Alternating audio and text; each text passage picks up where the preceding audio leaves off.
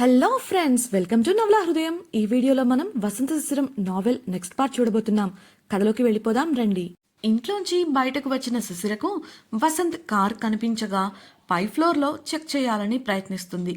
లోపలి నుండి వచ్చిన వసంత్ ఆమెతో మార్కెట్కు వెళ్ళొచ్చి కాఫీ టిఫిన్ అడగగా తలుపు బయట పెట్టేస్తుంది ఆమె. అతన్ని అవాయిడ్ చేయాలని చూస్తోంది అని అర్థమై నీ సంగతి చెప్తా అనుకుంటూ ఉంటాడు వసంత్. రాజేంద్రవర్మ ఫోన్ చేసి సౌమ్యను ఇంట్లో ఉండనివ్వమనడంతో ఆయనపై గౌరవం కొద్దిగా ఒప్పుకుంటాడు వసంత్. ఉదయాన్నే ప్రేమ నివాసంకు వెళ్లిన సౌమ్యకు నిర్మల గది చూపించగా సౌమ్య అడగడంతో వసంత్ ఆఫీస్కి వెళ్లాడని చెప్తుంది ఆమె. మెయిడ్ కాఫీ ఇవ్వడంతో సోఫాలో కూర్చొని తాగుతూ ఉన్న సౌమ్య ఫోన్లో ఏవో చెక్ చేస్తూ ఉంటుంది. ఫామ్ హౌస్ గదిలో చదువుకుంటున్న ఉమా ఆకలిస్తుంది, బయటకు వెళ్ళి తిందాం అంటూ ఫోన్ చెక్ చేస్తూ అంటుంది. శిశిర వద్దన్నా వినకుండా శిశిరను బయలుదేరతీస్తుంది. నీరసంగా ఉమను అనుసరించిన శిశిర ఉమ మేడ మీద ఫ్లోర్కి వెళ్లడం చూసి షాక్ అవుతూ పైకెక్కడికే అంటూ ఉమ చెయ్యి పట్టుకొని వెనక్కు లాగుతుంది. ఉమ తక్కువ అదే ఫోర్స్లో శిశిరను మెట్లెక్కించేస్తుంది. అప్పటికే వారి కోసం ఎదురు చూస్తున్న వసంత్ వెంటనే తలుపు తీయగా ఉమ శిశిరను లోపలికి తోస్తూ ఇవాళ వసంత్ గారే మనకు లంచ్ అరేంజ్ చేశారు, మనల్ని ఇన్వైట్ చేశారు నవ్వుతూ చెప్పింది ఉమ. శిశిర వసంత్ని గుచ్చే చూపుల బాణాలు వేస్తూ చూస్తుంటే టక్కున కన్నుకొట్టాడు వసంత్.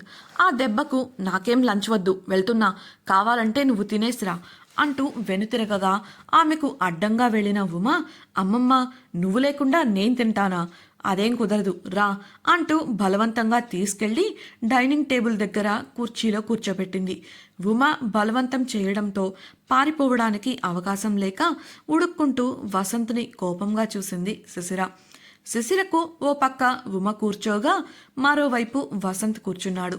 వారి ముగ్గురికి అతడే శ్రద్ధగా వడ్డిస్తుంటే ఉమ శిశిర చెవిలో ఇంత కేరింగ్ హస్బెండ్ దొరకడం నీ లక్, పిచ్చి ఆలోచనలు చెయ్యక బుద్ధిగా తిను నవ్వుతూ చెప్తుంటే వారిరువురిపై వస్తున్న కోపాన్ని ప్లేట్లో ఉన్న భోజనంపై చూపిస్తూ స్పూన్తోనే అన్నాన్ని కీమా చేసింది శిశిర. కావాలనే వసంత్ ఆమెను తన దగ్గరకు రప్పించుకోవడానికి ఈ విధంగా ఉమతో ప్లాన్ చేశాడని అర్థమైంది. మనసులో పిచ్చి పిచ్చిగా తిట్టుకుంది, కానీ పైకి ఏం చెయ్యలేక మౌనంగా తింటూ ఉండిపోయింది. త్వరగా తినడం పూర్తి చేసిన ఉమ చేయి కడుక్కోవడానికి లేస్తూ జీరా రైస్ ఆకుకూరల కూర అద్దరిపోయింది సార్, వేరే లెవెల్. శిశిరా నేను వెళ్తున్నా, నువ్వు నెమ్మదిగా తినేసిరా అంటూ టక్కున అక్కడి నుంచి తప్పుకుంది. శిశిర కూడా ఆమె వెనుక వెళ్ళబోతుంటే ఆమె చేయి పట్టుకున్న వసంత్ అక్కడ కూర్చొని తింటావా లేక నా ఒళ్ళో కూర్చొని తినిపించమంటావా అని కాస్త గంభీరంగా అడగడంతో పిల్లి పిల్లలా కూర్చొని భోజనం చేసింది శిశిర. తింటూనే చుట్టూ చూస్తున్న ఆమెకు అక్కడి ఫర్నిచర్ ఎక్కడో చూసినట్లు అనిపించింది. అప్పుడే అవి సెలెక్ట్ చేసిందే తను అని గుర్తుకొచ్చింది. ఫ్రెండ్ కోసం అని చెప్పి ఆమె చేత గుడికి వెళ్ళిన రోజు ఫర్నిచర్ షాపింగ్ చేయించాడు వసంత్. ఆమె వాటిని చూస్తూ ఆలోచిస్తుంటే ఇవన్నీ నువ్వే సెలెక్ట్ చేశావు, నచ్చిందా? ఇల్లు నీకోసమే రెనోవేషన్ చేయించాను అని వసంత్ అనడంతో అతని వంక అయోమయంగా చూసింది శిశిర. ఇంత చిన్న విషయానికి ఇంత ఖర్చు చేయడం అవసరమా అనుకొని కోపం వచ్చింది. కానీ మొదటి నుండి అతడు ఇలాంటి పనులే చేస్తుండటం వల్ల ఏమీ మాట్లాడకుండా ఉండిపోయింది. భోజనం తినేసి సోఫాలో కూర్చున్న శిశిర అక్కడ ఉన్న ఇంటీరియర్ వర్క్ను చూస్తూ ఉంది. అందమైన ప్రకృతి దృశ్యాల ఫోటో ఫ్రేమ్లు గోడలకు తగిలించగా ఖరీదైన సోఫా సెట్లు మరియు ప్లాస్టిక్ పూలతో అలంకరించబడిన కూజాలతో ఆ గదంతా నిండిపోయింది. ఆ దృశ్యమే మనసుకు హాయిని కలిగించింది. శిశిర ఇంటిని పరిశీలించడం చూసిన వసంత్ ఇల్లు చూద్దువు గాని రా అంటూ ఆమె చెయ్యి పట్టుకొని లోపలికి తీసుకెళ్లాడు. అంతకుముందు అతడు బలవంతంగా తీసుకొచ్చినప్పుడు ఆమె ఆవేశంతోనూ కోపంతోనూ ఊగిపోతూ తన పరిసరాలను గమనించలేదు. కానీ ఇప్పుడు మాత్రం ఆమె చూపంతా లోపల జరిగిన మార్పులపైనే. వంటగదిలో చిన్న ఫ్రిడ్జ్, స్టవ్తో పాటు శాండ్విచ్ మేకర్ ఉన్నాయి. సరుకులు పెట్టుకోవడానికి అణువుగా అద్దాల తలుపులు కలిగిన అర్మరలు, వాటిలోంచి ఉదయం వసంత్ తెచ్చిన సరుకులు కనిపించాయి. డియర్ ఫ్రెండ్స్, నాదొక చిన్న రిక్వెస్ట్. మీరు చేసే చిన్న లైక్ మరియు కమెంట్ నాకు కొండంత ప్రోత్సాహాన్ని ఇచ్చి మరిన్ని ఇంట్రెస్టింగ్ నావెల్స్ ని అందించేలా సపోర్ట్ ఇస్తుంది. అలాగే ఛానల్ సబ్స్క్రైబ్ చేయడం మరొకండి ప్లీజ్. అప్పటికే హాల్ కిచెన్ చూసేయగా ఆమెను బెడ్రూమ్కి తీసుకెళ్లి వెనుకగా హత్తుకుంటూ ఇది మన ప్రపంచం అంటూ చెవిలో గుసగుసగా అన్నాడు వసంత్. అతడి గుసగుసలు మత్తెక్కిస్తున్నట్లు శరీరంలో కంపనం మొదలవగా ఒక నిమిషం ఆగి గబుక్కున అతని పట్టు నుండి విడివడింది శశిర. వసంత్ అల్లరిగా నవ్వుతూ వెళ్లి మంచంపై వాలిపోయాడు విష్ణుమూర్తి భంగిమలో. శశిర చుట్టూ చూస్తుంటే వసంత్ ఆమెను చూస్తూ ఉన్నాడు. గది గోడలపై ప్రేమను ప్రతిబింబించే చిత్రాలు ఉండగా అందమైన తెల్లటి మృదువైన కర్టన్లు కిటికీలకు తలుపులకు వేలాడుతున్నాయి. గదిలోని గాలిలో మధురమైన పరిమళం ముక్కులను తాకి మనసుకు హాయిని గొలుపుతుంటే గది మధ్యలో అందంగా కనిపిస్తోంది ఆమె ఎంపిక చేసిన వుడెన్ కాట్. ఓవైపు సోఫా మరియు టీపాయ్, గది మూలలో కూజాతో పాటు పూలు. ఆ గదిలో అక్కడక్కడ అరమర్లలో ఇంట్లో పెంచుకునే మొక్కలు. అక్కడ అదంతా చూస్తున్న ఆమెకు తానుంది ఫామ్ హౌస్లోనేనా అన్న అనుమానం మొదలైంది.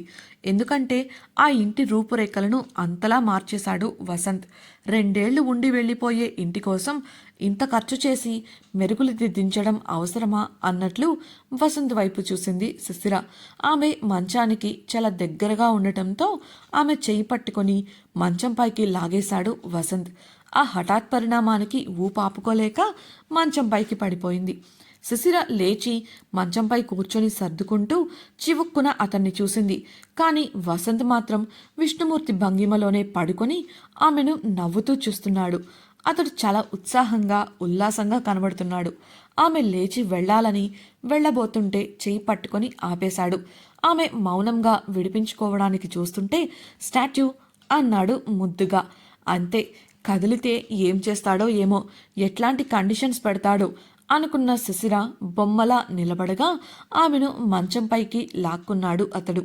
ఆమెను తన వైపుకు తిప్పుకొని సున్నితంగా ఆమె చెంప నిమిరాడు. ఆమె బుగ్గ మెత్తగా దూదిలా తగులుతుంటే బుగ్గన ముద్దు పెట్టేశాడు. బెదిరినట్లు ఆమె చూస్తుంటే ఆమె కళ్ళల్లోకి చిలిపిగా చూస్తూ, ఇలానే కదా ఆ రోజు నాకు ముద్దు పెట్టావు, ఇంత ఇష్టమా నేనంటే అని అడిగాడు. శశిర మనసులో మైండ్ వాయిస్ వేసుకుంది. ఇలా ఇరుక్కుపోయానేంటి, అది కూడా స్టాట్యూ చెప్పి ఎవరైనా బదులివ్వమని ప్రశ్నలు వేస్తారా, తిక్క కాకపోతే అనుకుంది. ఆట గురించి గుర్తొచ్చిన వసంత్, నువ్విప్పుడు మాట్లాడలేవు కదా, మర్చిపోయాను, పర్లేదు అలానే ఉండు కాసేపు, నువ్వు ఇలానే ఉండు, అప్పుడే నేను ప్రశాంతంగా చేయాలనుకుంది చేయగలను అనగానే శశిర, దేవుడా మీరు చెయ్యాలనుకుందా, ఏం చేస్తారు అనుకుంది మనసులో. కంగారు కలిగి నెమ్మదిగా ఆమె గుండె వేగం పెరిగింది. వసంత్ మంచం దిగి ఆమెను ఎత్తుకొని పక్కనే ఉన్న సోఫాలో కూర్చోపెట్టాడు. అది ఏది ఇష్టం లేకపోయినా తప్పక బొమ్మలా ఉండిపోయింది శశిర. అతడు పక్కనే కూర్చుని ఆమె భుజాల చుట్టూ చెయ్యి వేసి దగ్గరకు తీసుకున్నాడు. ఆ గది వంక చూస్తూ, శశిర, ఈ 2 ఏళ్లలో మనం ఇక్కడ బోలెడన్ని మధురానుభూతులను పోగు చేసుకోబోతున్నాం. అలాంటప్పుడు అన్నీ అనుకూలంగా ఉండాలి కదా, నీకు నచ్చితే ఇక్కడికి షిఫ్ట్ అయిపో, అలా అని అందుకు నేను నిన్ను ఫోర్స్ చేయను, లేదంటే నేను వచ్చినప్పుడు నాతో సమయం గడపడానికి ఇక్కడికి రా. దిస్ ఇస్ ఆర్ ప్లేస్, కేవలం మనకు మాత్రమే సొంతం. ఆమె కళ్ళల్లోకి చూస్తూ ప్రేమగా చెప్పాడు చివరి మాటలను. శశిరకు అతని కళ్ళల్లో అంతులేని ప్రేమ కనిపిస్తోంది, కానీ కదలలేని పరిస్థితి. అంతలోనే అతని కళ్ళను చిలిపితనం ఆక్రమించగా ఆ మధుర జ్ఞాపకాలను పొందుకోవడం ఇప్పుడే మొదలు పెడదామా అల్లరిగా చెప్తూ ఆమె కాళ్లను సోఫాలో పెట్టి ఆమెను సోఫాలో వెనక్కి వాల్చాడు. శశిర ఊపిరి బిగబట్టి చూస్తుంటే చొక్కా గుండీలు ఒక్కొక్కటిగా విప్పుతూ మరో చేత్తో ఆమె చున్నీ లాగి పక్కన పడేశాడు. శశిర కళ్ళు పెద్దవి చేసి చూస్తూ జరగబోయే దాని గురించి కంగారు పడుతుంటే పూర్తిగా గుండీలు తీయకుండానే ఆమెపై వాలిపోయాడు వసంత్.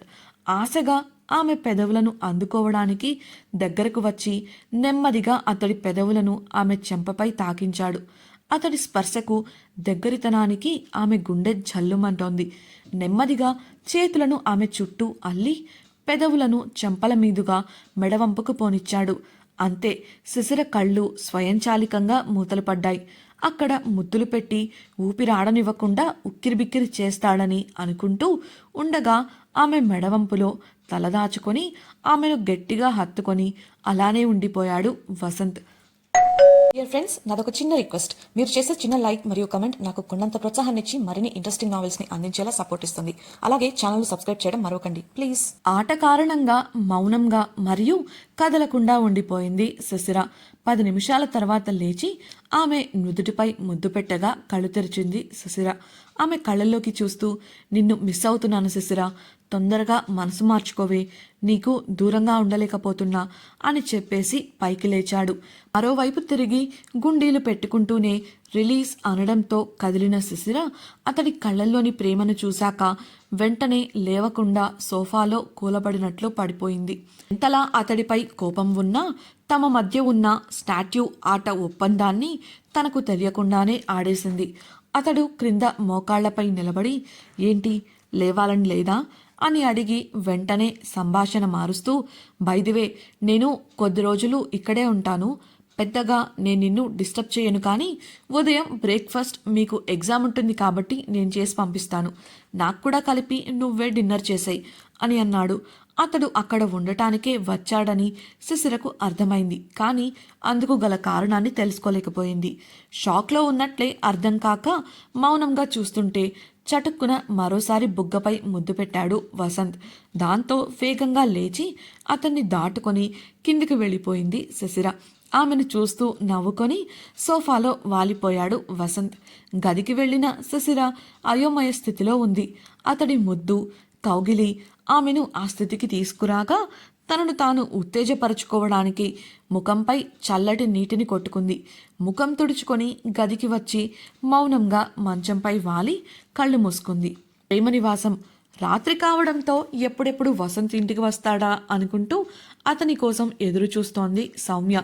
నిర్మల వచ్చి ఆమెను భోజనానికి పిలిచినా కూడా వసంత్ వచ్చాక అతనితో కలిసి తింటాను అని బదులిచ్చింది. సార్ రావడానికి ఆలస్యం అవుతుంది మేడం అని నిర్మల చెప్పినా పర్లేదు ఎదురు చూస్తాను అంటుంది. నేరుగా వంటగదికి వెళ్ళిపోయిన నిర్మల అదే విషయాన్ని వసంత్కు ఫోన్ చేసి వివరిస్తుంది. ఎంత చెప్పినా వినలేదు సార్, మీరు వచ్చాక తింటాను అని పట్టుపట్టారు అని నిర్మల చెప్పడంతో 1 నిమిషం ఆలోచించిన వసంత్, సరే నేను చెప్పినట్లు చేయండి అంటూ ఆమెకు కొన్ని ఇన్స్ట్రక్షన్స్ ఇచ్చి ఫోన్ కట్ చేశాడు. హైదరాబాద్ అలీ రెస్టారెంట్లోని మీటింగ్ ఛాంబర్లో అలీ, మేనేజర్లు మరియు ఇంకొంతమంది స్టాఫ్ కూర్చొని రాబోయే అతిపెద్ద ఫుడ్ ఫెస్టివల్ గురించి చర్చించుకుంటున్నారు.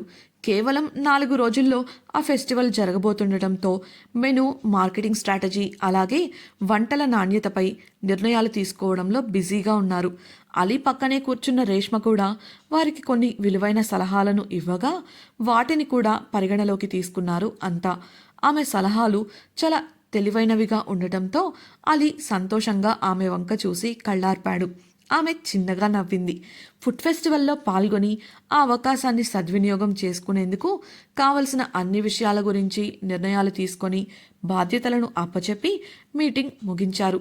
రెస్టారెంట్లోనే భోజనం ముగించి ఇంటికి చేరుకున్నారు అలీ, రేష్మ. ప్రేమ నివాసం రాత్రి 11 గంటల ప్రాంతంలో నీరసంగా కూర్చున్న సౌమ్య దగ్గరకు వచ్చింది నిర్మల. సున్నితంగా మరియు మర్యాదగా, మేడం, సార్ ఇవాళ ఇంటికి రావడం లేదని ఇప్పుడే ఫోన్ చేశారు, మిమ్మల్ని భోజనం చేయమని చెప్పారు అని అనడంతో, అదేంటి ఇంటికి రాకుండా ఉండడం ఏంటి, నేను ఇప్పుడే తనతో మాట్లాడతాను అంటూ సౌమ్య ఫోన్ కోసం వెతికింది. అందుకు నిర్మల, మేడం ఈ సమయంలో ఫోన్ చేయడం సరికాదేమో, అదేంటంటే అని చెప్పడానికి సంకోచించింది.